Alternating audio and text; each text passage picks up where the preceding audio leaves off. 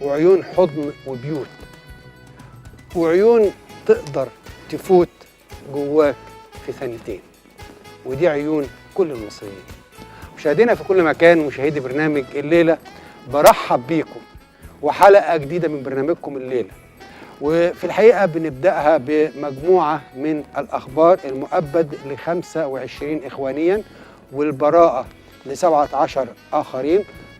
قضت محكمة جنايات الزقازيق دائرة الإرهاب المنعقدة اليوم الأربعاء برئاسة المستشار صلاح حريز بمعاقبة 25 إخوانيا بالشرقية بالسجن المؤبد غيابيا، ومعاقبة 3 آخرين بالسجن 10 سنوات و7 بالسجن 3 سنوات وبراءة 17. ده الخبر الأولاني معانا، لكن في البداية بنرحب بضيوف وضيوفكم في الاستوديو. سيادة العميد سامي رسلان الخبير العسكري، أهلا بحضرتك معنا سيادة العميد. أهلا بيك يا فندم. وأيضا يشرفنا في هذه الحلقة الأستاذ ناصر أبو طاحون الكاتب الصحفي بصحيفة العربي، أهلا بحضرتك معنا يا فندم. أهلا وسهلا بيك. وفي البداية يعني أولا تعقيب حضرتك على هذا الخبر الأول، وهو الحكم بالمؤبد على 25 إخوانية. يعني المفروض انه مش مفاجأة، المفروض ان كل واحد بيرتكب فعل عارف ان الفعل ده له مردود عليه. لو كان بيعمل حاجة صح مردودها خير، لو كان بيعمل غلط فلازم يعاقب. النهاردة علشان انزل احرق او اكسر او ادمر او اهدد ارواح او ادمر اموال عامة او خاصة او اوجد الخوف والرعب في قلوب الشعب وفي قلوب الاطفال، ايه المنتظر؟ احنا عندنا كم كبير من القوانين، يمكن تكون دي بداية تفعيل القوانين. احنا على فكرة مش محتاجين قوانين جديدة، احنا القوانين اللي عندنا كافية جدا، لكن نفعلها. يبقى في جدية في محاسبة المخطئ. النهاردة التهاون مع الناس اللي بتنزل تكسر او تحرق او تعطل مرور او الكلام ده لازم يبقى حسابهم شديد. احنا ما احناش في مرحلة تحتمل ان حد يعطل البلد دي عن انها تتقدم.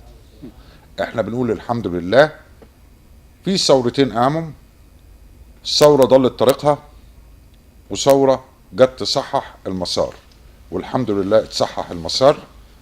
عايزين البلد دي تعيش كويس.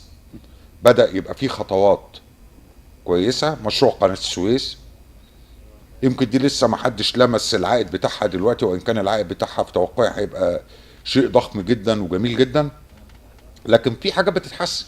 مش كل المشاكل اتحلت طبعا، في مشاكل لكن النهارده في منظومة تموين اتعملت، في اعتقادي انها بقت محترمة. يعني احنا نقدر نقول بدأنا بداية الطريق، والناس دي مش من مصلحتها ان احنا نكمل، نستمر ونكمل بالتأكيد. هم عايزين يوقفونا بأي طريقة، فلازم يتحاسبوا ولازم ياخدوا عقاب. أستاذ ناصر، 3 انفجارات في العريش وتفكيك سيارة مفخخة، يعني الخبر ده كصحفي عندما تقرأه هل الإرهاب يعني يلفظ، يعني نقدر نقول أنفاسه الأخيرة؟ من المؤكد أن الإرهاب يلفظ أنفاسه الأخيرة، وأن ما يحصل فرفرة ميت في النزع الأخير. بيحاول كل فترة أنه بيستعين بناس من خارج مصر وبإمدادات كبيرة زي ما حصل في عملية قرن القواديس، بحيث أنه عاوز يوصل رسالة أنه لسه صاحي على غير حقيقته. لكن هذه العمليات هي عمليات يائسة في النزع الأخير أمام النجاحات الكبيرة التي تحققها قواتنا المسلحة في مطاردة العناصر الإرهابية في المنطقة الصغيرة من سيناء. الإرهاب مش في كل سيناء، الإرهاب في مستطيل صغير بيبدأ من العريش وحتى رفح ومنطقة الشيخ زويد. هذه المنطقة لازم نقول ليه الإرهاب عشش فيها طوال الفترة اللي فاتت. لازم نتذكر اتفاقية كامب ديفيد والمنطقة جيم اللي كان محرم على القوات المسلحة انها تتواجد فيها بأي شكل، وان الشرطة موجودة بتسليح معين. هذه المنطقة خرجت من سيطرة الدولة وسيطرت عليها الجماعات الإرهابية عبر سنوات طويلة من أيام النظام المخلوع اللي سقط في 25 يناير، وازدادت وطئتها بعد ثورة 25 يناير ولما جم الإخوان في السلطة وانغرزوا هناك. فالإرهاب أصبح هناك يعني او العناصر الارهابيه مش مجرد حد بيطلعه من المنطقه، لا ده بقى جزء من جسم المنطقه اساسا. في غياب الدوله نما وترعرع وانتشر، فمحتاج المجهود الكبير اللي بيحصل دلوقتي عشان تنتزعوا لا وغير غافلين عن ان في امدادات خارجيه بتجيله، سواء بالمال او بالافراد او بالتقنيات الحديثه او بامدادات الاسلحه، سواء من اللي دخلت من ليبيا بعد الثوره اللي حصلت هناك والانقلاب العسكري، او الضربه العسكريه اللي حصلت من الناتو للجيش الليبي، او الاسلحه اللي بتدخل من السودان او اللي بتدخل من الانفاق في قطاع غزه. فهذه المنطقه تغلغل فيها الارهاب والفكر الارهابي اللي هو اخطر من العنصر الارهابي، والان يستأصل عشان كده التكلفه عاليه. لكن انا مش شايف ان امر طبيعي جدا ان الارهاب يفجر سياره هنا او هناك. وامبارح كان في سياره مفخخه بنص طن من المتفجرات تم اكتشافها وتفجيرها عن بعد دون ان تحدث اي خسائر. الخبر التالي معايا، السيسي يصدر قرارا بقانون يجيز تسليم المتهمين الاجانب الى دولهم. يعني تسليم المتهمين الاجانب الى دولهم. اعتقد دي بتخش في اطار تبادل المجرمين. ان بيبقى لك حد معتقل هناك وانت وهم لهم حد معتقل هنا، ما كانش القانون بيجيز ده، فكان لازم يصدر القانون اللي يديله الحق ده. يمكن ده بيفكرنا بالمجموعه بتاعه التمويل الخارجي. وكلنا نفتكر الدوشه اللي حصلت ده، خرجوا الامريكان رجعوهم بلدهم. وظهر دلوقتي او في الفتره الاخيره ان دي كان في مقابل عبد القادر حلمي وبعض الناس التانيين المصريين المسجونين هناك. عبد القادر حلمي ده اللي قد يكون البعض ما يعرفوش، عبد القادر حلمي اللي هو العالم المصري، هو اصلا كان ضابط مهندس وكان في امريكا، وكان شغال في وكاله ناسا، وكان شغال على مشروع الكربون الاسود الخاص بالصواريخ. ومحمد مرسي بلغ عنه المخابرات الامريكيه فاعتقلته، وكان بيقضي السجن هناك وما كانوش عايزين يفرجوا عنه. فالكلام اللي طلع في الفتره الاخرانيه ان هو كان جزء من الصفقه، ان الافراج عن الامريكان اللي كانوا معتقلين في موضوع التمويل الخارجي في مقابل استعاده عبد القادر حلمي، لان البلد دي ما بتنساش ولادها. يعني هنا ده في اطار اتفاقيات تقنين اوضاع متوقعه. هو ملاحظه بس صغيره، هي ملاحظه فنيه، ان الاصل ان اي متهم بتنظر قضيته امام القضاء، فبيكون في حوزه القاضي، ولا تستطيع السلطه التنفيذيه ورئيسها اللي هو رئيس الدوله ان يتدخل في القضيه، سواء ب انه يخرج الاجنبي اللي بيتحاكم. احنا هنا بنتكلم في حاجه بس ايوه ده القانون اصله كده. القانون اصله كده، لكن التعديل الجديد بيجيز بقى ان هنا ان احنا نخرج متهم بيحاكم، مش هنستنى لما تصدر عليه العقوبه وياخد عفو ويتم الافراج عنه في اطار تبادل زي سياده العميد مدعو. البحريه تدمر 3 لانشات لارهابيين بميناء دمياط.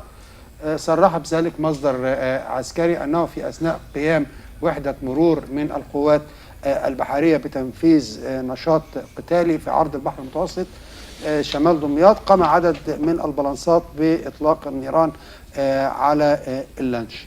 ده بيأكد الجاهزية العالية لقواتنا المسلحة والقوات البحرية واليقظة التامة في التعامل مع الأهداف المعادية اللي من الممكن بتقترب، وبيقول وبيودي رسائل واضحة وصريحة سواء للإرهابيين أو من هم وراءهم إن هناك عيون يقظة ونيران مفتوحة تنتظر كل من يحاول الاقتراب من شواطئنا أو سواحلنا أو أراضينا. دي عملية بتوجه رسائل أكتر منها ضرب اللانشات، رسائل أبعد. يعني احنا صحيين موجودين، حدودنا متأمنة، أن الرد سيكون بالنيران فورا، مش بأقل من كده.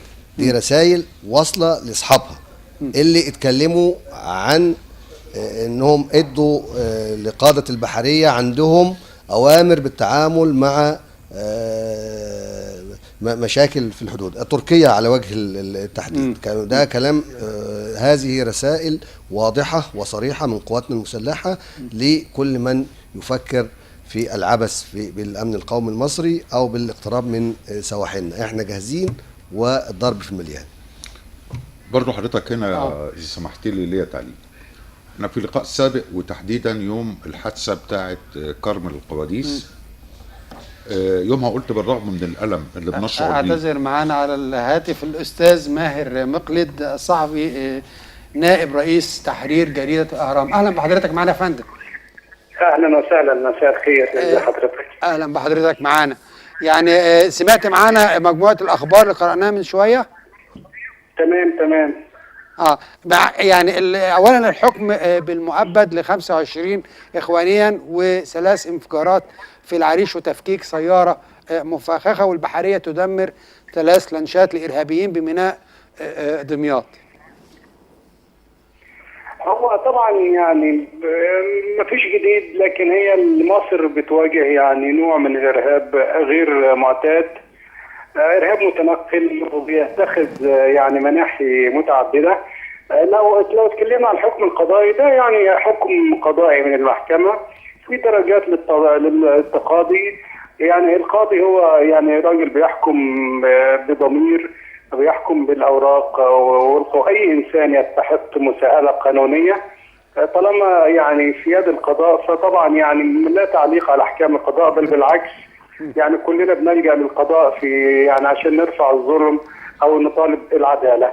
ده موضوع يعني امر يعني معتاد ان القضاء بيصدر احكام في قضايا، يعني وضع طبيعي جدا جدا ان القاضي يكون درس اوراق القضيه، طلع على كل الاتهامات، يبقى في دفاع عن المتهمين، في دفوع للنيابه العامه، فوضع طبيعي جدا. احنا محتاجين العداله الناجزه، محتاجين ان اي انسان يخطئ او انسان يرتكب جرم معين يعاقب بالقانون. لكن لو انتقلنا لما حدث في سيناء من استمرار لعمليات الارهاب، وخاصه الحوادث التفجيرات التي تطال مدنيين ورجال الامن، مصر في الحاله دي طبعا ده تحدي خطير جدا لمصر. يعني كلنا طبعا يعني كلمات الإدانة يعني غير كافية لمثل هذا الإرهاب الأسود. في أرواح ذكية من رجال الأمن، رجال الجيش ورجال الشرطة، من المدنيين يعني في هذه الحوادث البشعة. لكن ما يطمئن أن الجيش وأن الداخلية يعني مستمرين في مكافحة الإرهاب، في تعقب هؤلاء الإرهابيين والقضاء عليهم. واعتقد أن المؤشرات خلال الفترة الماضية يعني كانت إيجابية جدا، وفي أخبار أنه طبعا تم القبض على عناصر فاعلة وتم تصفية عناصر أخرى متورطة في عمليات إرهابية. لو انتقلنا للتطور الأبرز اليوم، أن يبقى في المياه الإقليمية في دمياط يبقى في اشتباك مسلح بين يعني القوات البحرية المصرية وبين عناصر إرهابية متطرفة. حتى الآن المعلومات المتداولة يعني غير كافية للحكم عن خلفية هؤلاء، لكن ما تم الإعلان عنه أنه تم القبض على عدد من هؤلاء الإرهابيين. وبالتالي مجرد أن القوات الأمن أو القوات المسلحة تتمكن من القبض على عناصر فاعلة ومتورطة في هذه العملية، فبالتالي لن تكون هناك ألغاز ولن تكون هناك يعني عملية غير مجهولة، وبالتالي يعني سوف تثبت الساعات القليلة القادمة عن من يقف وراء هذه العمليات، أهدافها ما الذي كانت تستهدفه. هل الإرهاب يلفظ أنفاسه الأخيرة وبالتالي بنشوف هذا النوع من انواع التفجيرات التي تمت مؤخرا؟ يعني انا مش عايز، يعني طبعا انا ما اتمناه ان يكون الارهاب يلفظ انفاسه، ده كلها دي امنيه لكل مصري. لكن حينما نتعامل مع ارهاب اسود بلا ضمير بلا اخلاق، يعني لا يمكن الجزم بانه يعني يلفظ انفاسه الاخيره. نحن نتوقع الاسوأ، ولكننا يعني كدولة مصرية، كشعب مصري، كقوات مسلحة، كوزارة الداخلية، على استعداد تام للتعامل مع كل هذا. ويعني ربما يكون الأمد أطول مما نتوقع، لكنه في النهاية الخطر الأكبر الذي يمكن أن يضرب مصر هو الذي يعني زال. وما يحدث هي مجرد يعني عمليات يعني محدودة تجري هنا أو هناك، وده وضع طبيعي في مصر وفي كل دول العالم. نحن نرى الأمر بمنظار مكبر، نرى الامر انه خطر حقيقي، لكنه يعني قياسا بما يحدث في بلدان كثيره من العالم شيء لا يقاس، خصوصا في دول عربيه يعني نتمنى لها كل طبعا الامن والامان، لكن الاحداث التي تحدث في مصر احداث متنقله، احداث محدوده، لكن ليس معنى هذا انها يعني سوف تنتهي خلال فتره وجيزه. شكرا جزيلا استاذ ماهر مقلد نائب رئيس تحرير جريده الاهرام، شكرا جزيلا على 6000. يوم الحادثه بتاعت كرم القواديس كان في تسجيل هنا، انا قلت لهم بالرغم من الالم لشهدائنا وجرحانا لكن دي كان لها مدلول يثير التفاؤل، لان اللي حصل يومها ان المجموعه ديت مش مجموعه من اللي كانت مقيمه ضمن انصار بيت المقدس وخلافهم هناك، دي مجموعه جات لان طبيعه العمليه انه ضرب واستنى القوات اللي جايه وبدا يخش معاهم في اشتباك، فكانت كانت عمليه مفجعه طبعا، لكن ده معناه ان البنيه التحتيه للمجموعه اللي موجوده جوه سينا تم شل فعاليتها، عشان كده اضطر ان هو يجيب ناس من خلال الانفاق عشان تعمل العمليه دي، وكانت النتيجه المباشره بتاعتها، ويمكن انا يومها توقعت ده، قلت لهم لازم يتخلى الشريط الحدودي، موضوع الانفاق ده لازم ينتهي تماما، لان النهارده يمكن كلنا شفنا على شاشات التلفزيون بعض الانفاق وبعض المناطق تحت البيوت المجاوره للحدود كميه سلاح وذخيره رهيبه، مش واحد بيحرس نفسه او بيحرس بيته حتى ان تجاوزنا عن ده، لا ده كميه كافيه ان واحد يقوم بحرب، فكان لازم المنطقه دي يتدمر الانفاق اللي فيها، يتقطع الخط على اي ارهابي انه يعدي. النهارده دليل تاني على نفس الموضوع، النهارده خط الحدود اتقفل مع غزه، والجماعات الارهابيه عايزه تعمل امداد بالسلاح للناس اللي بتخطط انها تعمل قلق في مصر خلال الفتره اللي جايه، صيام بقى 28 نوفمبر او قبلها شويه او بعدها شويه، لما اتقفل عليهم الطريق من اتجاه غزه بداوا يحاولوا ان هم يخشوا من البحر، وطبعا كانت محاوله البحريه لهم بالمرصاد، كانت محاوله غبيه، لان طبعا احنا قواتنا البحريه بتامن المياه الاقليميه لمصر، بدليل ان هم اشتبكوا معاهم على مسافه 40 ميل بحري من ميناء دمياط، يعني مش وصلوا للبر وبعدين اتعاملوا معاهم، لا ده اتعاملوا معاهم في عرض البحر على مسافه 40 ميل، وهي في توقعي الثلاث مراكب دي اللي اشتبكت كانت بتهرب سلاح واتفاجئت بوجود لانش البحريه، فاعتقدوا ان هو داخل عليهم فتعاملوا معاه بالنيران الاول، فانكشفوا اكتر، تعاملت معاهم القوات البحريه وبدعم جوي وتم تدمير الثلاث مراكب، وحسب الاخبار اللي اتقالت في 20 عنصر من اللي كانوا على المراكب دي تم اعتقالهم، اعتقد ان هم حاليا موجودين في اجهزه الامن بيتعرف ايه قصتهم وايه تاريخهم. مدلول تاني، الفتره اللي فاتت لما جت قبرص واليونان رؤساء الدول وقعدوا مع الرئيس السيسي وبداوا يتكلموا عن حقول الغاز اللي تخص مصر في البحر المتوسط، والحقول دي للاسف بتستغلها اسرائيل وتركيا، وتم الاتفاق على اساس ان لنا حق كدوله كمصر في هذا الغاز وفقا للمواثيق الدوليه، وطلع رجب طيب اردوغان وقال انا حد البحريه ما ترجعليش في حاجه، تتعامل مع اي حد يقرب من المكان ده كما لو كانت العمليه عمليه بلطجه. لا العمليه مش عمليه بلطجه، حضرتك عندك قوات واحنا عندنا قوات، بس الفرق بيننا وبينك ان احنا اصحاب حق، لكن حضرتك بكل اسف الوصف اللي يتقال على الوضع بتاعك وصف غير مشرف، وصاحب الحق دائما له الكلمه العليا. بالظبط. طيب تقدري ان في جزء من عمليه اللي تمت النهارده في البحريه ديت في جزء مخابراتي مهم، ان السفن دي كانت مرصوده من مكان تحركها، يعني الامر مش مجرد رصدها في المياه الاقليميه. عندما نقول اننا نمتلك جيش يعني خير هنتكلم في منظومه، هنتكلم في منظومه فاحنا عسكريه ما بنتكلمش بنتكلم في ان هذه المراكب مرصوده من مكان تحركها حتى دخلت المياه الاقليميه وتم التعامل معها. وبرضه عشان تبقى حضرتك مطمن، كلنا سمعنا عن القمر الصناعي اللي انضرب قريب المصري، وله خصائص عسكريه بيراقب الحدود والاراضي المصريه، بالاضافه لان في حاجه اسمها رادارات بحريه ونظام مراقبه، بالاضافه طبعا للمخابرات اللي بتتابع، وهم بامانه المخابرات هي الجندي المجهول في مصر.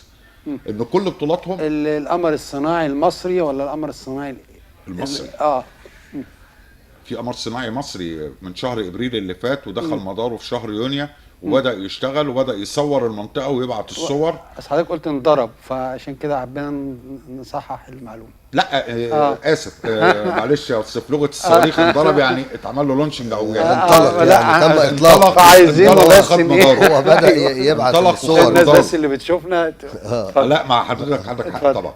لا القمر الصناعي خد مداره وبدا فعلا يصور المنطقه، وبدا يبقى في تعاون مع بعض الدول العربيه حوالينا، ان بدل ما ياخدوا الصور دي من دول تانية بدات مصر هي اللي تديهم الصور دي. فحضرتك النهارده قفلت الحدود مع غزه بالانفاق، البحر متامن، البحريه على فكره على طول في دوريات في البحر ما هياش مرتبطه بان في حد جاي ولا لا، في دوريات على طول مقاتله موجوده في البحر، لان احنا دايما بنحاول نستقبل العدو على الحد البعيد، ما بقابلوش على ارضي، انا بقابله على اخر الحدود بتاعتي عشان يبقى عندي فرصه. ومن الغرب اعتقد ان اللواء خليفه حفتر القوات بتاعته قدرت تحقق نجاحات قويه جدا، وبدات تسيطر على المنطقه اللي هي شرق ليبيا غرب القاهره او غرب مصر. فبالتالي هيبقى في خنقه شديده جدا على عمليات تهريب السلاح، سيام من الحدود الليبيه او سيام من حدود غزه. فدي سابت اي عناصر او خلايا موجوده جوه مصر كانت في انتظار السلاح ده عشان تعمل بيه قلق، سابتها شبه عاجزه.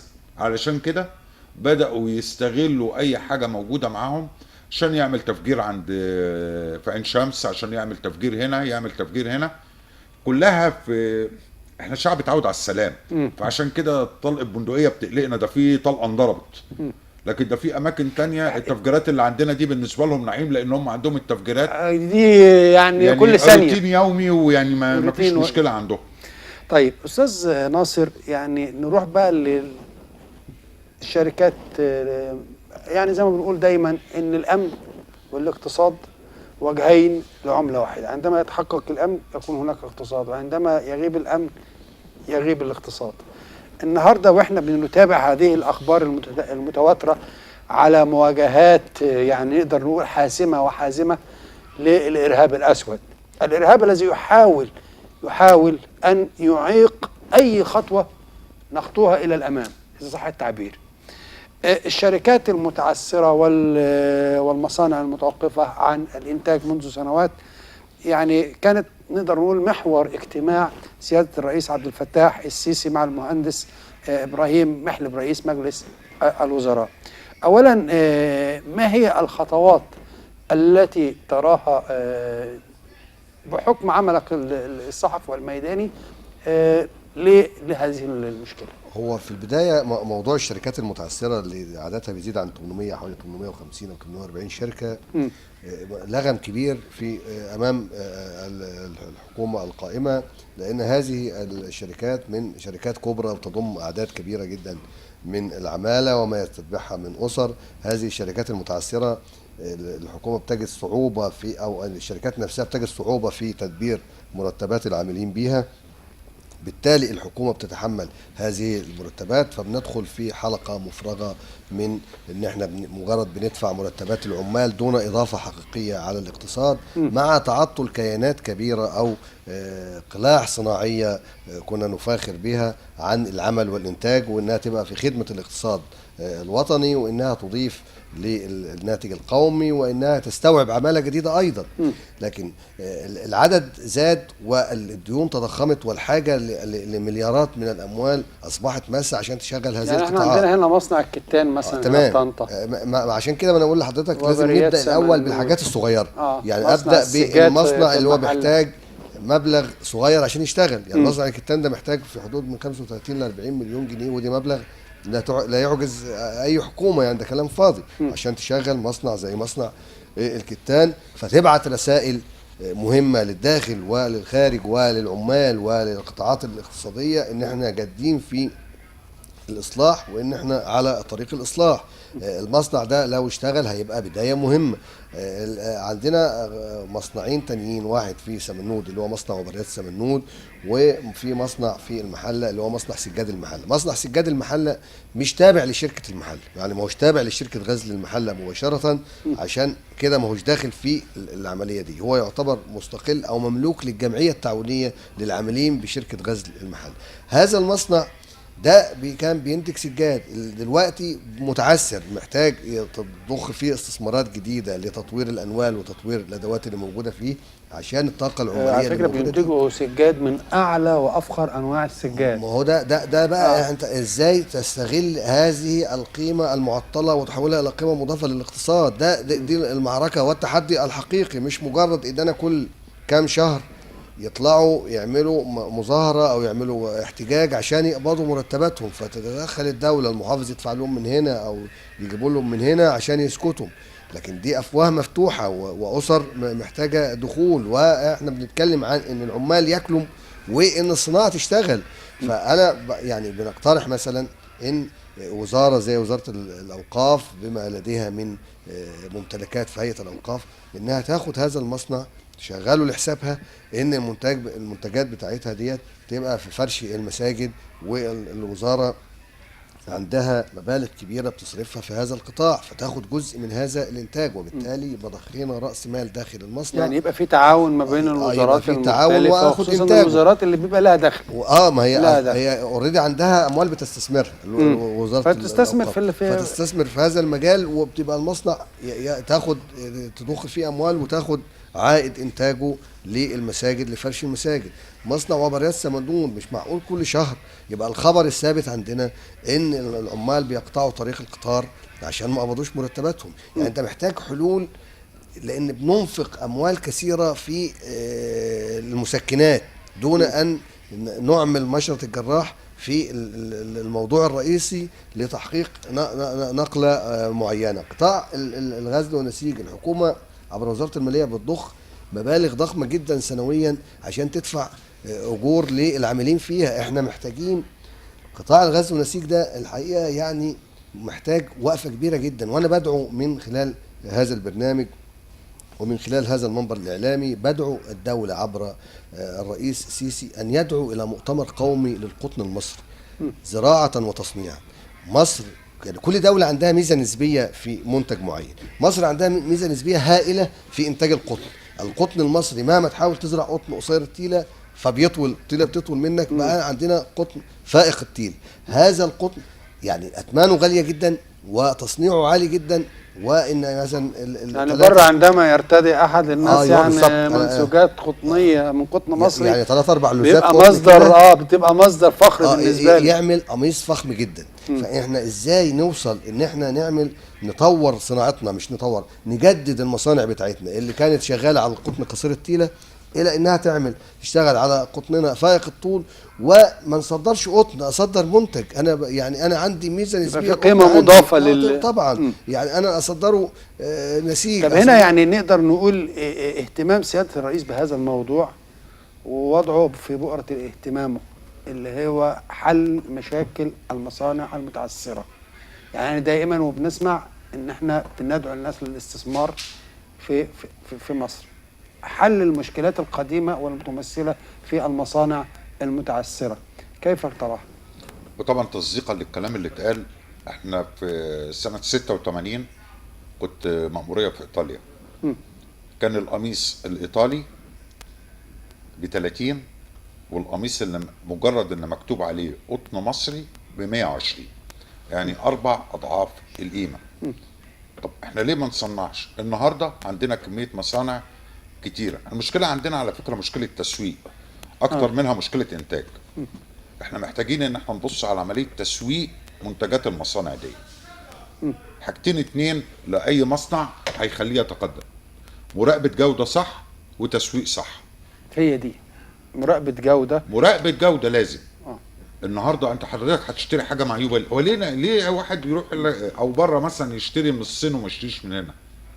لان مراقبه الجوده، احنا عندنا خلل في مراقبه الجوده في المصانع المتوسطه والصغيره. هو بيهتم انه ينتج ويعمل عدد وما بيبصش لعمليه الجوده. لا، احنا محتاجين مراقبه جوده صح وتسويق صح. بس ده ممكن يكون في القطاع الخاص يعني قليل شويه المساله ديت، يعني في مراقبه جوده سليمه، لكن احنا عايزين ده كمان يبقى في القطاع العام على كافه المستويات، على كافه المستويات لازم يبقى في مراقبه جوده. النهارده يعني ايه مصنع متعثر؟ يعني مصنع بدا يا اما ناقصه خامات، واعتقد دي سهل تدبيرها، يا اما مش قادر يسوق. الخامات دي تشمل ممكن المكن قطع غياره او الكلام ده، ما هو ده من ضمن الخامات والتشغيل. تكلفتها كام؟ ويمكن الحل اللي اعتقد انه قريب، ان الرئيس النهارده بيجتمع مع مجموعه كبيره جدا من رجال الاعمال الامريكيين. احنا ما بنقولش تعالوا اتصدقوا علينا، او ممكن يخش يساعد في المصانع دي، يخش فيها شريك بالمكن، حتى ولو كان شريك مؤقت او بحق انتفاع لفتره معينه. لكن هستفيد حاجتين: مصنع يشتغل ويطلع منتج، وعامل يشتغل وياخد مرتبه، والمستثمر هيستفيد حسب العقد اللي هيتعامل معاه او حسب الاتفاق اللي بيتم معاه. لكن هنطننا قاعدين حاطين ايدينا على خدنا، المصنع متعثر، ده مفيش انتاج، ده مفيش، لازم نبقى ناخد اعتقد ان خطوات احنا الحلول. طالما بدانا نعترف ان هناك مشكله اسمها تعثر مصانع، جزء كبير من الحل، يبقى احنا بدانا الحل، ده جزء كبير من الحل. جزء كبير من الحل. نروح للخبر الثاني. اكد الاستاذ هشام رامز محافظ البنك المركزي انه سعيد جدا برد 2.5 مليار دولار قيمه قسط الوديعه القطريه، لانه لم يعني يعتبر هي الاحتياط النقدي المصري من الأساس، مؤكدا أن رد هذا المبلغ لن يؤثر بشكل كبير على الاحتياطي النقدي، لأنني وعلى حسب يعني كلامه، لأنني واثق بأننا سنغطي هذا الرقم خلال 3 أشهر فقط. والله الشعب ده في 8 ايام لما 64 مليار جنيه بمنتهى البساطه. يعني الرد جاهز. هو ده الرد على كل بنتكلم فيه قبل ما ندخل نفس الجمله. الاقتصاد المصري اقتصاد قوي، الشعب يثق في اقتصاده ويثق في دولته. 8 ايام لما 64 مليار، دي كانت رساله لكل العالم ان احنا بنثق في دولتنا وبنثق في القياده السياسيه. ده الشعب اللي بيقول من خلال انه بيدفع فلوسه، سواء اللي بيشارك ب 100 جنيه او بيشارك ب 1000 جنيه. طبعا ده مش مستثمر، اللي بيشارك ب 100 جنيه و1000 جنيه ده مش مستثمر، ده بيدفع لبلده. فده بس يعني كانت رساله للكل، حتى بما فيها القياده السياسيه، ان احنا جاهزين كشعب ان احنا نجوع ونشارك، بس نشوف امل، نشوف مشروع قومي عشان نشارك فيه. الاقتصاد المصري اقتصاد قوي ولكنه يتعثر، بيقوم على دعائم قويه غير يعني دعائم ثابته، يعني مش متغيره قوي. احنا عندنا دعائم ثابته جدا في الاقتصاد القومي، وما زالت بتعمل بمنتهى الكفاءه، والشعب المصري حاضر عند كل تحدي. وطبعا احنا عندنا القطاع الزراعي رغم كل التحديات اللي فيه ورغم كل المشكلات اللي فيه انه لم يتاثر بما حدث فيه الثورات، ولا زال ينتج بكل كفاءه ويمارس عمله ويمارس ادواره. بل احنا عندنا فوائد في بعض المنتجات بصراحه الفلاح المصري ده يعني حاجه رائعه، وده تلت الاقتصاد، حاجة رائعة. تلت العماله. الشعب المصري تلته بيعمل في قطاع الزراعه. عندنا قناه السويس، وعندنا الصناعه برضو، يعني رغم ان احنا بنتكلم عن تعثر الا ان فيه الصناعه لا زالت قايمه. ربما كان يتعثر خلال الفتره اللي فاتت قطاع السياحه، لكن الشواهد بتقول ان قطاع السياحه اوشك على العوده. واحنا مش بنتكلم على انه يعود الى ما قبل 25 يناير، لا، ده احنا بنتكلم عن ان يبقى عندنا 30 مليون ليله سياحيه على الاقل في السنه، بما نملكه من امكانيات سياحيه سواء شاطئيه او اثار او سياحات علاجيه وغيرها. فاحنا عندنا امكانيات واعده في الاقتصاد. العالم كله عارف كده ان احنا عندنا امكانيات واعده، عندنا امكانيات. هذا الشعب العظيم المتحد اللي هو جسم واحد بيلفظ الغريب عنه، هذا الشعب بما يملكه من كوادر وخبرات بشريه احد الروافد المهمه للاقتصاد المصري، اللي بيخلينا نثق ان شاء الله رغم كل التحديات اللي قدامنا ان بكره هيبقى احسن. بكره هيبقى احسن، وده هيخلينا نتكلم مع حضرتك سياده العميد، وايضا مع الاستاذ ناصر، وهو خاص بالاعلام، سواء كان صحافه مرئيه، سواء كان يعني شاشه مرئيه او كلمه مقروءه. النهارده واحنا بنتكلم يعني في ازمه تم اثارتها مؤخرا بين نقابه الصحفيين وبين عدد من رؤساء تحرير الصحف الخاصه لعزمهم انشاء غرفه صناعه خاصه بالصحافه. يعني كيف رايتها؟ يعني النهارده واحنا بنتكلم عن الاعلام الذي يعني يدير او يبني ولا يهدم، اعلام مسؤول، اعلام يعني يدفع البلد لبكره وللامام. حضرتك بس في الاول انا يعني ايه استكمالا لكلام الاستاذ ناصر احب اقول حاجه. احنا ليه التهديدات بتتصاعد ضد مصر؟ لان الاول مره في التاريخ المنظور يتوجد رئيس وشعب مرتبطين ببعض. مرتبطين هم عايزين يفكوا الارتباط ده، مش دي بس لا لن يستطيعوا ذلك. الاستاذ ناصر قال لك احنا شعب غني بولاده. احنا شعب غني بولاده، فاولاده اذا حبوا رئيسهم وارتبطوا بيه ثق تماما ان هي مساله سنوات قليله عشان تلاقي مصر ديت من الدول الدرجه الاولى. طب وده يزعل في ايه؟ لا يزعل الخصوم. في مصالح كتيره لناس مرتبطه بان انت تبقى بلد ضعيفه وان نظام الحكم اللي فيك يبقى راكن عليهم هم بره، مش راكن على شعبه هنا. ويمكن معلش يعني احنا ما نقدرش نفصل التاريخ والجغرافيا عن القصه دي. من ايام محمد علي لما بدأ يتوسع ووصل لمنابع النيل وبدأ يتوسع على حساب الدولة التركية وعمل أسطول، الغرب اتجمع وكسر له الأسطول ده لأن مش مطلوب إن البلد اللي بتطل على بحرين، كانش لسه قناة السويس وقتها اتعملت، اللي بتتحكم في ممرات التجارة العالمية، إن يبقى فيها نظام قوي، لأنه هو عايز يستغلك، عايز يشغلك ببلاش، عايز ياخد الموارد بتاعتك بتراب الفلوس. فبالتالي ما ينفعش. لما قامت ثورة 23 يوليو والله يرحمه الرئيس عبد الناصر كان عايز يعمل قناة السويس ووقفوا له التمويل عن طريق البنك الدولي، راح مأمم قناة السويس. بعدها بشهرين 3 شهور 29 أكتوبر قام العدوان الثلاثي. لأنك لازم تتفرمل إنك تقف على رجليك وتعمل صناعة. لا، في الستينات بدأ يبقى في مصانع سيارات، بدأ يبقى في مشاريع لإنتاج الطيارات، بقى في مشاريع حديد وصلب، اتعملت لك حرب يعني هنا تلاحم الشعب مع رئيسه مقلق للأعداء، مقلق جدا جدا جدا. حتى الصغيرين اللي بيحلموا ان هم يلعبوا دور كبير عليهم، وبالتحديد اقصد دولة قطر، اللي الاعلام بقى هنرجع لموضوع الاعلام اللي حضرتك بتتكلم فيه، بس هنخش له من زاوية قناة زي القناة اللي موجودة في قطر. دايما بيحاولوا يرسخوا في الذهن او في العقل الغير واعي للناس اول رئيس منتخب بعد الانقلاب. دايما ازاي رئيس منتخب وازاي انقلاب؟ طيب ماشي، اللي حصل انقلاب اوكي اتفقنا، لكن في رئيس منتخب يبقى انتهى الحديث عن موضوع الانقلاب، مصممين عليه. لسه امبارح واحد داخل عليهم في مداخله مش عارف بيقولوا له ابو اسراء وبنتك ومش بنتك، الراجل طلع مصري اصيل، قال لهم انتوا اديتوني $500 عشان اطلع اقول كذا وكذا وكذا وكذا، شكرا. طب انتوا بتعملوا ايه؟ دي صوره للاعلام الهدام. لكن ما حدث في 30/6 ليس انقلابا. طبعا ليس انقلابا، قولا واحدا، ثورة شعبية. هم يقولوا زي ما يقولوا، نحن من المبشرين بها، ونحن من تواجدنا في الشارع وتم ملايين الشعب المصري لا يلتفت الى مثل هذه الدعاوى الكاذبه. مش هتكلم على جمهوريه مصر العربيه، انا هتكلم على مدينه طنطا، لان دي المكان اللي انا كنت فيه والمسرح اللي تواجدت فيه.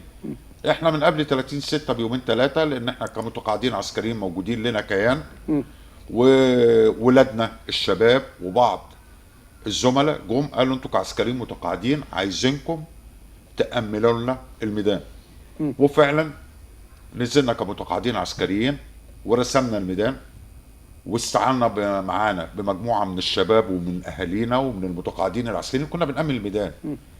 انقلاب ايه اللي راجل ومراته وعياله وشايله ابنها الرضيع على ايدها ونازله الشارع، وبمنتهى السلميه وبمنتهى هم يصنعون أكذوبة، هم الرقي. يصنعون حالة كربلائية هم عشان يعتمدوا على يعيشوا فيها. التكرار عشان يحاول يرسخ مفهوم طب خاطئ. بعيدا عن الاعلام، هنقول نركز على الاعلام اللي نقدر نقول المصري. الاعلام المصري هو موضوع قنوات غرفة الخاصه موضوع غرفة الإعلام الخاص ديت هو أمر يثير الريبة والشك.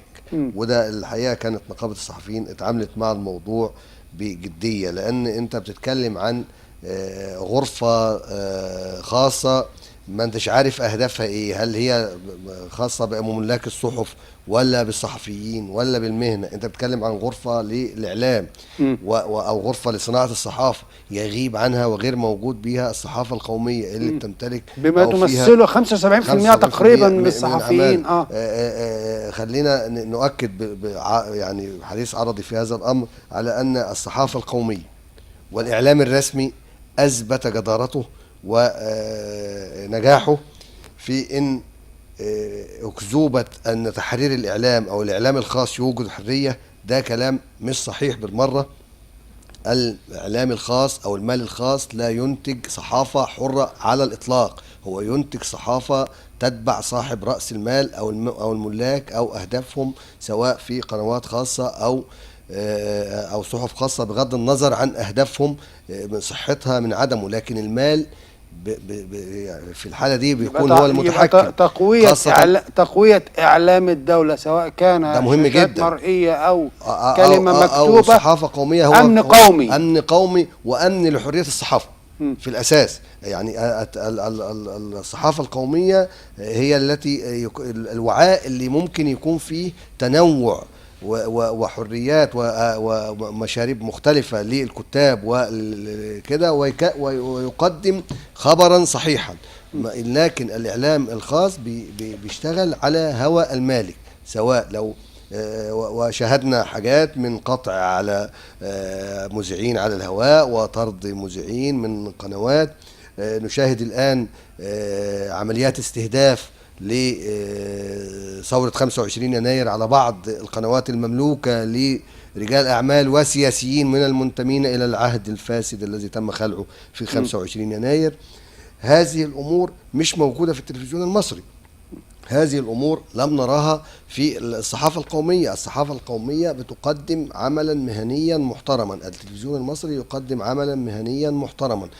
على الأقل هناك إعلاميين دارسين الإعلام. لابد أن نأخذ بمزيد من الشك والريبة إنشاء مثل هذه يعني أنت هنا كصحفي شايف أن المناداة بإنشاء هذه الغرفة لابد أن نأخذها على محمل الشك والريبة. خايف. أيوة، أنتوا عاوزين تسيطروا على إيه، وأنتوا هتبقوا إيه في الليلة ديت. وبعدين إحنا عندنا قانون النقابة بيحرم أو بيحظر الجمع بين عضوية نقابة الصحفيين وملكية الصحف. يعني ما ينفعش يكون صاحب صحيفة ويكون صحفي. فإزاي الناس دي هتبقى الملاك دي هتخش في الغرفة دي، والغرفة دي هتاخدنا لحد فين؟ ده أمر مش واضح أهدافه. ولازم برضو نستعيد معركة تمت مع الوزيرة السابقة دولية شرف الدين على كعكة الإعلانات مع هذه القنوات الخاصة، وإنهم سعوا من خلال الكيد لأنهم يطيحوا بها، لأنها كانت بتسعى إلى تحقيق إعلانات أكبر وإيرادات أكبر للتلفزيون المصري. وهم إحنا يعني طبعا حضرتك في الإعلام وأستاذنا كعكة الإعلان محدودة أو محددة، فهم عاوزين ياخدوها كلها ويعتمدوا على التلفزيون المصري إنهم يتكئوا عليه وخلاص لحد ما يوقعوا. التلفزيون المصري أمن قومي، ملكية الدولة تقويته بقنواته طبعا، والعمل على انه يبقى مساحة الاختلاف ومساحة الحريات فيه اوسع، لكنه يبقى هو الحاضنة الاوسع للاعلام الهادف اللي ممكن من خلاله ابني الدولة واتعامل مع شعبي، مش ان انا اسيطر عليهم من خلال ناس ما درسوش اعلام، ما يعرفوش يعني ايه اعلام، ما يعرفوش يعني ايه مخاطبة الجماهير، وينطلقوا كل ليلة على الناس طوال الليل بأكاذيب وادعاءات يعني يستحيل انها تيجي على شاشات التلفزيون المصري. سيادة العميد، وانت خبير عسكري، بنشوف بعض القنوات الخاصة يعني نقدر نقول بتسلط الضوء وتعمل فوكس كده على بعض الأحداث، ويعني وكأن يعني ما فيش لا أمن ولا أمان ولا، والجهود اللي يعني الذي يبذلها يعني الأستاذ شمع زعزوع وزير السياحة لعودة السياحة. يعني هنا الشاشة هنا وتسليط الضوء على حدث. يعني كيف ترى هذا الأمر؟ يعني واحنا بنتكلم عن السياحة كرافد من الروافد المهمة جدا للعملة الصعبة والدخل وفتح بيوت ناس كتير. واحنا زي ما قلنا ان البلد في مرحلة انطلاق، ودي مش على هوا ناس كتير، قد يكون من ضمنهم بعض رجال الأعمال. النهاردة حضرتك ما تقنعنيش انك هتستثمر 100 مليون او 200 مليون شهامة يعني. النهارده انا بحط 100 مليون او 200 مليون كمواطن بسيط ممكن احط 100 جنيه او 1000 جنيه او 2000 جنيه اللي اقدر عليه عشان خاطر انا عايز بلدي. لكن لما احط 100 مليون او اكتر شويه او اقل من شويه يبقى انا برضو لازم ليا هدف. الهدف ده ايه؟ هو الوحيد اللي يعلمه. النهارده الاعلام اخطر سلاح موجود، مش عايز اقول انه يمكن اخطر من السلاح اللي في ايد الجيش، لان السلاح ده بيبني وجدان مواطن. انت بتبنيه ازاي؟ هل بتحط له حالة يأس واحباط انك بتركز على السلبيات بس، ولا انت بتحاول تديله بارقة الامل ان في سلبيات ومش عيب ان احنا نتكلم على ان في سلبيات، لكن بجانب السلبيات دي في ايجابيات، والسلبيات دي احنا اذا ما سلطناش عليها الضوء هتتصلح ازاي؟ لازم نسلط عليها الضوء عشان تتصلح. يعني انا يوم السبت اللي فات كنت راجع من القاهرة، اتفاجئت بان العربيات النقل كلها ماشيه شمال بالرغم من ان في قانون جديد. فرجعت متضايق وابتديت اعلق ازاي لسه يعني في قانون طالع ليه ما بيتفعلش؟ فبعض الناس لفتت نظري قالت لا خلي بالك القانون بدايه تفعيله من يوم 15/11 بس في خطوه لقدام. كاعلام سلط الضوء على السلبيات مفيش مشكله عشان تتصلح، لكن ما تخليش كل جهدك عليها. ابرز ان في ايجابيات، في مجهود بيتعمل. يعني النهارده بيحضرني حوار دار بيني وبين احد سائقي التاكسي، تم استيقافه في احد الاكمنه، وتم الطلب منه اخذ عينه دم وعينه بول لتحليلهم، والراجل استجاب وفعلا اخذوا منه العينه. وعندما يعني جاءت نقدر نقول نيجاتيف، ما فيهوش حاجه، ما لا يتعاطى شيء. بعد اخذ العينه شكروه الضابط واستسمحوا، او نقدر نقول اعتذر له يعني اعتذر له عن العطله واداله عصير بعد التحليل. بعد التحليل. يعني ده شيء جميل ابرازه اعلاميا وتوضيحه مهم. هو السائق السليم، يعني الراجل اللي ماشي مظبوط بيفرح لما يلاقي الكمين. بقول له يا ريت يبقى 90% منا يبقوا يعني كل السائقين اللي نستوقفهم كلهم موجودين. لازم يتركز عليه اعلاميا، مش عشان نشكره، علشان نعمم التجربه، عشان الكل يشوف ان ده هو التصرف المثالي. حتى لو كان حد نتيجه لضغوط الحياه، نتيجه لاحساسه بالتهديد، احيانا بيبقى عنده جفاء في التعامل، يعرف ان لما تبقى معاملته بطريقه احسن ان الناس هتشكره. احنا متشكرين. وبعدين النهارده احنا بنتكلم في نقطه في منتهى الخطوره. النهارده القياده على الطرق مشكله. لا دي بقت يعني نقدر نقول فتوانه، مش قياده. لا مش لما قيادة. نضيف لده خبر اتقال من حوالي 10 ايام ان عربيه نص نقل بتقلب برميل زيت على الطريق الدايري عشان تعمل حوادث. طيب لو انت ماشي قانوني وهادي ممكن تقدر تمسك نفسك. طب لو انت متعاطي شيء وما انتش مركز، ومشكله التعاطي انها بتاخر رد الفعل. يعني هي دايما المشكله مشكله سرعه رد الفعل ايه؟ طب ما انت كده هنا بقى يبدا التلاعب بالمشاعر. ده اكل عيش والناس مش هتشتغل، والناس بتضطر ان هي تاخد مش عارف ايه علشان تقدر ان هي تواصل عملها. هذه مكايدات سياسيه لا يجب يعني الالتفات لها. وبيحصل ولا طبعا بيحصل. في القطاع الخاص بيتم تناول هذا الموضوع من هذه الزاويه. ما هو انت قدامك عدو قاعد لك في الاعلام وقاعد في الشارع بيحاول انه يجمع كل ما يقع او يتساقط منك اثناء المسير. النهارده بيشتغل على طلبه الجامعه، بكره هيشتغل على سواقين الميكروباص، بعد بكره هيشتغل على سواقين النقل. فهو بيشتغل على يعني اي حد يتضرر من الدوله تعالى معانا. ده شغل على سبيل المكايده السياسيه، لكنه لن ينتج اثرا على المدى الطويل. انت عاوز تبقى قائد مركبه تلتزم بقوانين السير، تلتزم بالاجراءات الصحيه على عيننا وراسنا. انت مش مسؤول عن روحك بس، انت مسؤول عن ارواح ناس. ايوه، ما هو يا ريته بعربيته بروح كده، لا ده يعني يا بيه احنا يعني ده لو كانت موقعة حربيه ما تطلعش 18 19 قتيل بعضهم محروق اللي حصلت في كفر الدوار. يعني مش ممكن يا ابو حمص، مش ممكن. يعني انت عندنا ارقام مفزعه في الحوادث. الطريق بتبقى العربيات مترصه، ومجرد خطا واحد يخش 3 4 عربيات في بعض. حضرتك ده بيبقوا ماشيين على الطرق اولا معلين الكاسيت جدا ومعولين الانوار، ده في عندهم انوار اقرب الى وسائل القتل يعني وبشكل يعني سرعه جنونيه، ولو قلت له مثلا بطأ شويه ممكن يتخانق معاك.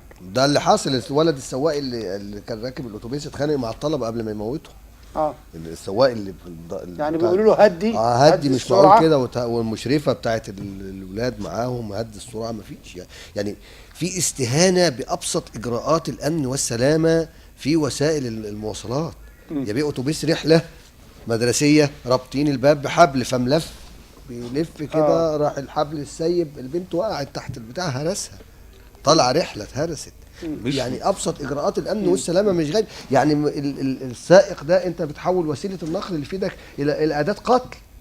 يعني هي وسيله نقل. يعني السائق المحترم اللي انا بحكي عنه يعني لقيت رد فعله يقول لي انا قلت لهم انتوا بتأدوا دوركم وانا لازم اساعدكم، وان انا اقف يعني واستجيب لطلبك بهدوء. هنا الموضوع تم انجازه بسرعه، لكن اعتقد ان من يخاف تطبيق او من يعني الذي يخاف من القانون هو الخارج عن القانون. تمام. اولا مش مقبول ابدا ان يتقال ان مصر الدوله رقم 1 لحوادث الطرق على مستوى العالم. ده لا يليق بمصر ولا يليق بتاريخها.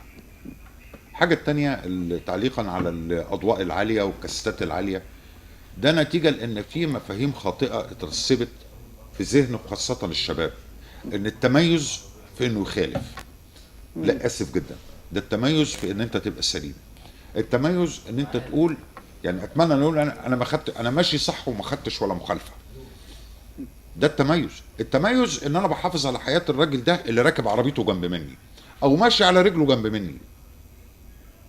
لكن انت ازاي تتحمل انك تستهتر فتقتل بني ادم او تسيح او تهدر دمه؟ ما هو ده استهتار. حتى النهارده اللي بيقول ايه انا المخدرات ما بتاثرش فيا، هو انت لما بتاخد المخدرات بتبقى واعي لنفسك وتقدر توزن الامور؟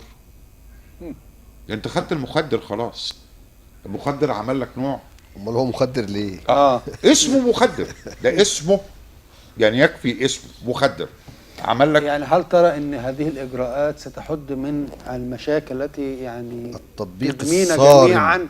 التطبيق الصارم للقانون والحاسم سيحد على المدى الطويل من المخالفات. احنا في مرحله من المراحل لما كان في كاميرات على اشارات المرور في الشوارع كان كله بيلتزم، والاشاره غيرت اللون يضرب فرامل ويقف فورا. لكن في غياب الكاميرا بنخش كلنا ببعض وتبقى فوضى. لابد احنا عندنا مشاكل المرور نستطيع ان نتخلص من 70 الى 80% من مشاكل المرور في مصر بالالتزام بالتعليمات والقوانين.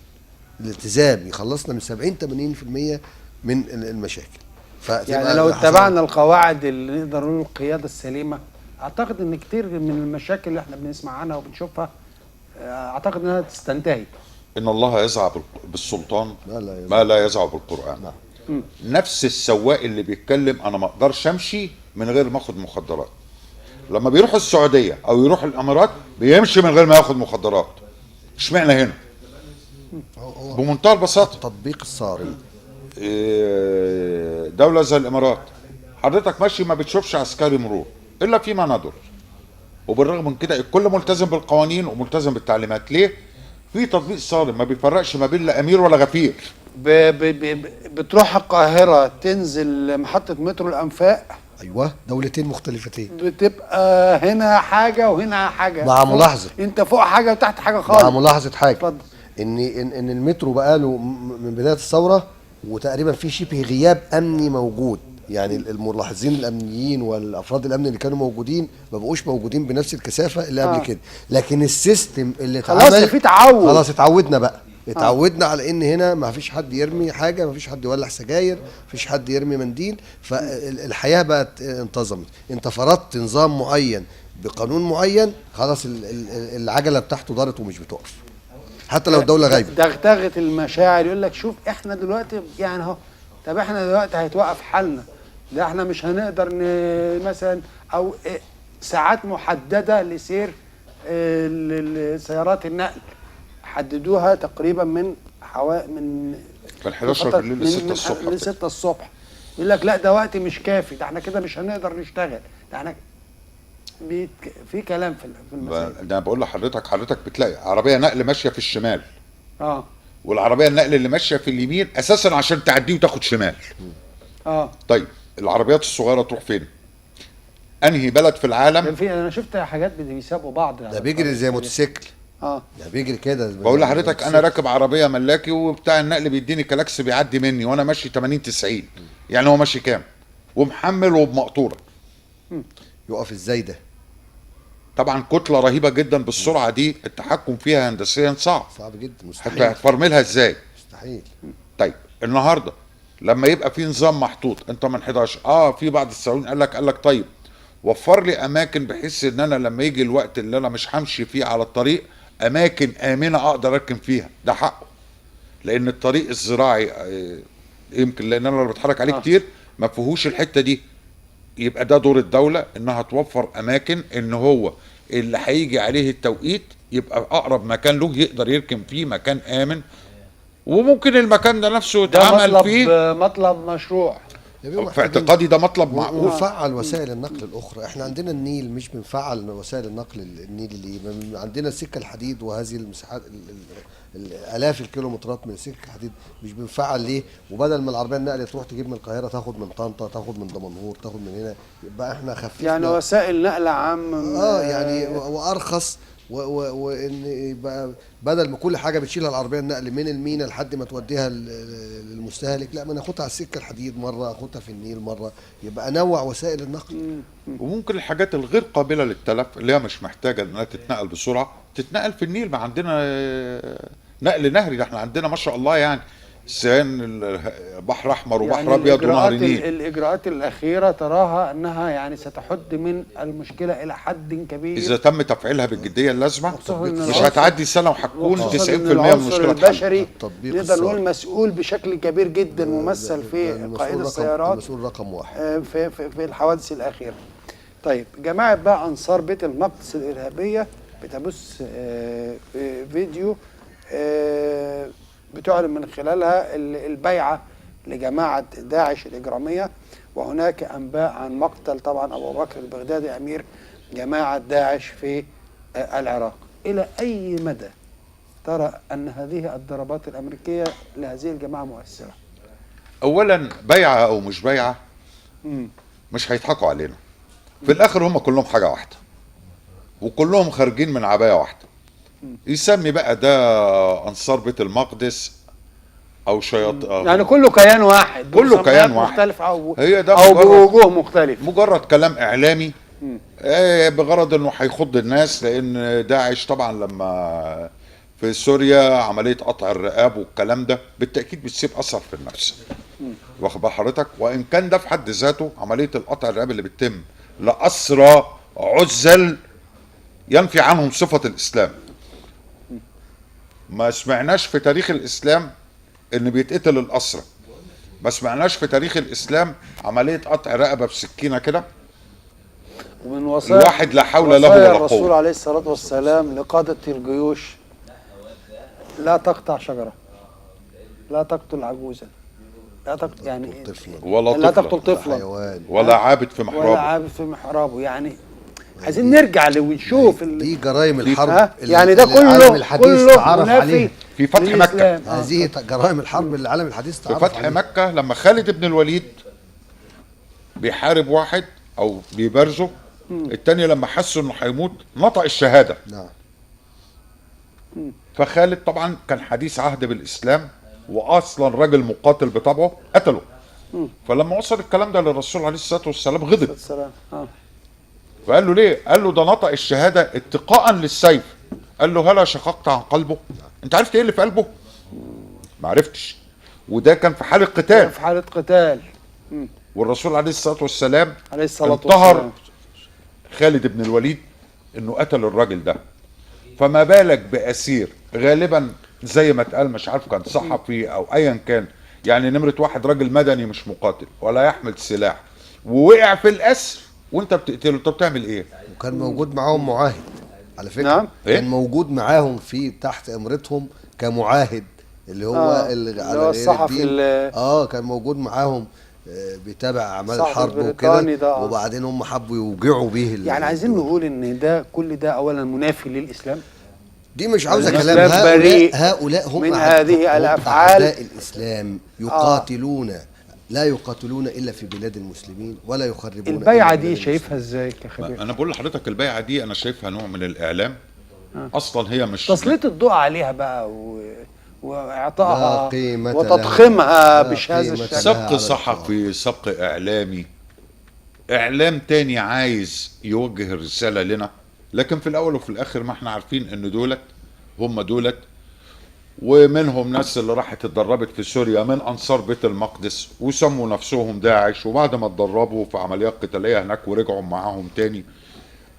هي كلها مغارات منفذه على بعضها، وكلها عيله واحده لها هدف واحد. خلينا بس عاوز الفت النظر الى هذا الوهم الكبير المسمى داعش. هذا الوهم الذي اطلقته امريكا ومولته في بدايه في سوريا ثم انتقل الى العراق. لازم نستعيد اللي بيحصل هناك خلال الشهر المنقضي. هذا التنظيم اللي هم بيخوفوا به العالم العربي والعالم الاسلامي يقف عاجزا عن اقتحام قرية اسمها كوباني عين العرب السورية. يقف عاجزا عن اقتحامها. هو اقتحم ما اقتحمه من وسيطر على ما سيطر عليه من أراضي في الدولة العراقية، اللي هي الناس اللي كانت بتعاني من طائفية رئيس الوزراء السابق في العراق نور المالكي، اللي حكم العراق بنفس طريقة اللي كان هيحكم بها الإخوان في مصر. فقسم العراق، فجعل المناطق السنية على استعداد للتعاون مع أي حد في سبيل أنها تخلص من الجيش العراقي اللي هو كان جيش طائفي أقرب إلى الميليشيات. هذه الجماعة وهم في وهم بتنتهي الآن عندما انتبهت إليها الدولة العراقية، و يعني عين العرب كوباني بتشهد على انهم مجرد شويه ناس ليس لديهم قدرات، وقتل او محاوله قتل ابو بكر البغدادي المدعو بخليفه الدوله بيأكد انهم مجموعه من العملاء لامريكا، لان كانت مرصوده القافله اللي هو كان فيها وتم ضربها بالقرب من مدينة الموصل. معنى انها مرصودة ان امريكا في قلب هذا التنظيم كما اسسته وكما مولته وكما سلحته. خلينا نشوف الصور اللي بتيجي، وسيادة العميد اكيد متابع ويفهم في الكلام ده عني. معاهم سيارات ومركبات امريكية مش عند دول. سيارة الخليفة البغدادي ده هامر مش موجودة عند دول وعند رئاسات دول كبرى في المنطقة. من أين وصلت له هذه المعدات؟ من أين وصلت لهم هذه الأسلحة التي تميزوا بها على الجيش العراقي؟ من أين وصلت لهم هذه الأسلحة والإمكانيات التي تميزوا بها على الكرد؟ وأنهم دخلوا، يعني العالم لم ينتبه ولم يتحرك في مواجهة داعش إلا عندما تحرك تنظيم داعش في مواجهة مناطق الكرد واقترب من حقول النفط، مناطق الكرد اللي هي دولة كردستان الناشئة. وهنا بدأوا يبصوا ويتدخلوا. أمريكا ما اتدخلتش، والعناصر الإرهابية ديت بتذبح المسيحيين في العراق، لكنها تدخلت عشان تنقذ الكرد من تنظيم داعش. الشاهد في النهاية أنا تنظيم داعش مش قادر في مكانه عشان أنت تبايعه هنا. ويعني يمكن داعش ده باسمه هيغور في داهية شأن كل التنظيمات الإرهابية اللي طلعت، لكن ما يؤلمنا ان تنظيمنا الارهابي اللي شغال في سيناء يحمل اسم بيت المقدس ولا يطلق طلقه ولا يقذف طوبة على من يحتلون بيت المقدس، وكل نشاط بيت المقدس ولا أنصاره الوهميين منصب على الجيش المصري العظيم وعلى الشعب المصري. احنا في النهاية نتمنى الخير لشعبنا والمصرنا الحبيبة والجيشنا خير أجناد الأرض، والذي حتما حتما حتما سينكسر هذا الإرهاب على هذه الأرض كما انكسرت قبل ذلك يعني تتار، هكسوس، وحضرتك إذا أذنتني يعني أنا أتشرف طبعا بأن أنا منسق العسكريين المتقاعدين في الدلتا. النهارده لما الزملاء عرفوا إن أنا جاي محملين رسالة، يمكن دي تاني مرة أقولها. العسكريين المتقاعدين قلعوا الأفرول اللي كانوا لابسينه، لكن لسه الأفرول اللي تحت جلدهم موجود. وبمجرد ما الكل سمع عن التهديدات الفترة اللي جاية و28 نوفمبر كلهم بيتصلوا بيا عايزين يعملوا حماية للأهداف الحيوية كمعاونة لزمايلنا من الداخلية ولزمايلنا اللي موجودين في الخدمة. ولاد مصر دايما بيحموها، مش مستنيين أجر، واللي مستني أجر إن البلد دي تتحسن ملوش لازمة ومش عايزينه. البلد دي تتحسن عشان عيالنا تعيش كويس، ومحدش هيبتزنا بالتهديد انه يحكمنا يا يقتلنا. اسفين، مش المصريين. الشعب المصري شعب اتعود انه فوق الكل، مش هيجي واحد يهددني بقنبله ولا بعربيه مفخخه عشان اقول له طب والنبي ما تفرقعهاش وتعالى احكمني. ما نبقاش مصريين. ما نبقاش مصريين. في نهايه حلقتنا النهارده باسم اسمكم اتوجه لضيوف اللي شرفوني، سياده العميد سامي رسلان الخبير العسكري، شكرا جزيلا على تشريفك، وايضا الاستاذ ناصر ابو طاحون الكاتب الصحفي، شكرا جزيلا على تشريفك. مشاهدينا في كل مكان، تحيه الى كل من ساهم